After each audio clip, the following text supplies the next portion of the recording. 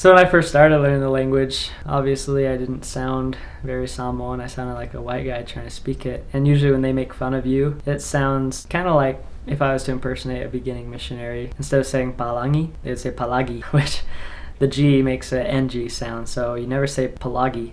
That just sounds so American, I guess you could say. That's the American accent. Palagi, and there's a lizard called pili. Some missionaries would say pele, which is a different thing completely. The T's change to K's sometimes. I could try to think of a sentence and say how it would sound at the beginning. If I was going to say, thank you for the food, we're glad to be here, it might sound like fa'afitai fo mo le me a I ua fia ma ua ne.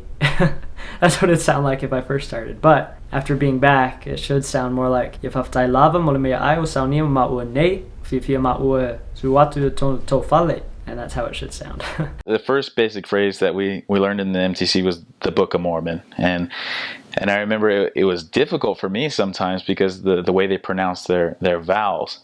And, I thought I was doing good, but my teacher told me I wasn't because, with the way we're used to speaking English, we pronounce vowels differently. And so, like, the Book of Mormon in sort of like a English accent, they would say, like, Ole tusia mamona. So, and, the teacher was like, no, that's awful. That's wrong. We're like, okay, we'll step it up. And so, we'd try saying, not Ole tusia mamona. And then, hearing how we would listen to videos and we'd actually hear testimonies from, people that have served there or natives from there. And then, the way they say it is they have like a deeper voice. It would be, the correct way they say is Ole tusia mamona.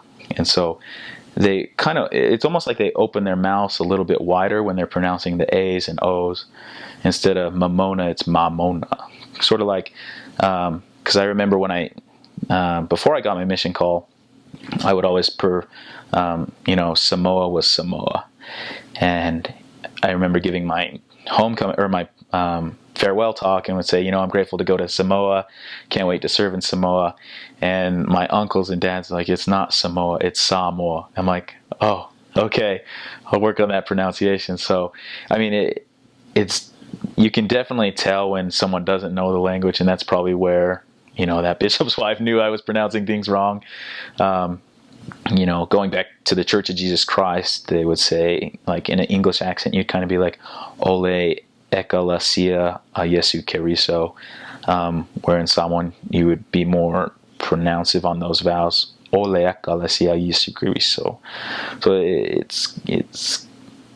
it's really cool to hear the differences. And in the Samoan language, something that I wasn't used to is that T's and K's are interchangeable.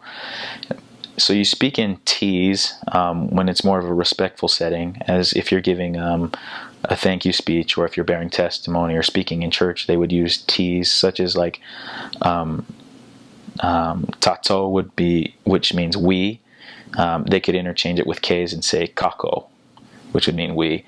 And so I remember learning just T's in the MTC and then going out in Samoa where they would change it to K's. I had no idea what was going on. I was like, okay, they're speaking a whole different language that I did not learn anything in the MTC. And then, realizing that you just gotta, it's more of an ear. And then that's where the gift of tongues comes in there, is just understanding that the T's and K's are interchangeable. And it was really interesting to see that the T's are for respectful terms.